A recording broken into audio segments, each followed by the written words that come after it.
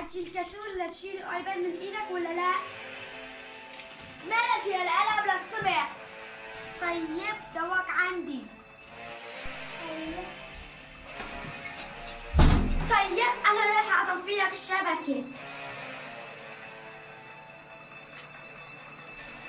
لا تخليني اتصل باخوي ابو شنب وفهمك كفايه. وهاي جيناكم بحلقة الثالثة من حلقة مسلسل الحج الكسول. اعطونا رأيكم بهاي الحلقة، وضفنا لكم ممثل اسمه أبو شنب، الحجي أبو شنب.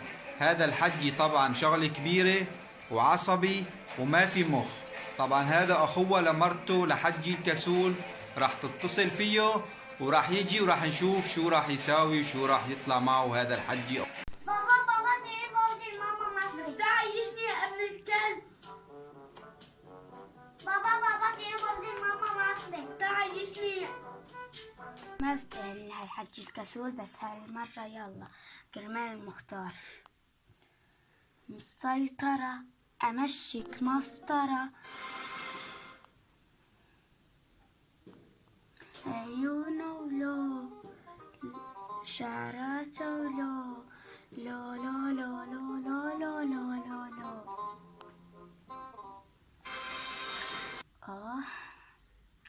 صرت محلان.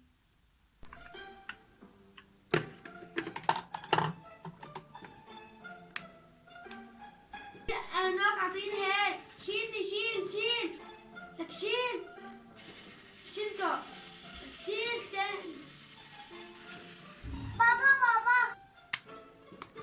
وشني على الوش الحلو، جماله ولو عيونه ولو شعراته ولو لو لو لو لو لو لو لو لو. مسيطرة أمشيك مسطرة. بابا لك حلي عنك سراب. خليني أعرف ألعب.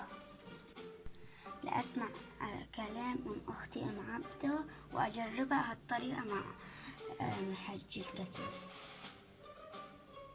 مسيطرة أمشيك مسطرة. ما ناكل عسل بس من الله حلوين. أحط عدسات ولا لا؟ لا ما بستاهل.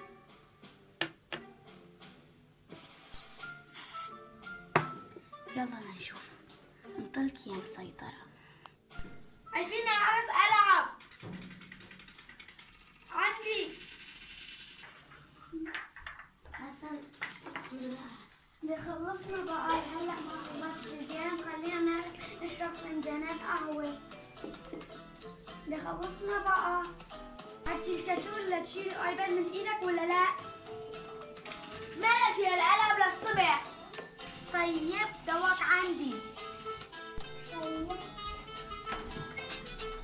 طيب انا رايحة اطفي لك الشبكة.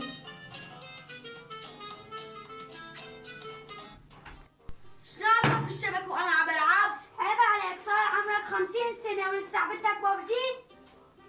لا تخليني اتصل باخوي ابو شنب وفهمك كفاية. اصلا انتو على زبالة. فشلت. اللي هتقولي بشرت؟ اللي عم تضربني يا واطي انا بفرجيك. والله خلي يمسحوا فيك الارض يا واطي انا بفرجيك. قال شلونك خاي سكسوكة؟ هلا بتجي بتجيب اخوي ابو شنب وبتجي على السريع. هالواطي صار بده نفضة. ايش في خط والله شغلتيني بالي. والله يا خاي ادق اخوي الشنب خليه يحلها. حد الكسول لحبالك اخت هيك ما بصير. اصل انتو عاد زبالة. فشلتوا لك. قولي الان تيجينا الموت. فشلتوا لك. قولي الان تيجينا الموت. أبو شنب، أعطونا رأيكم بالحلقة الثالثة من مسلسل حجي الكسول.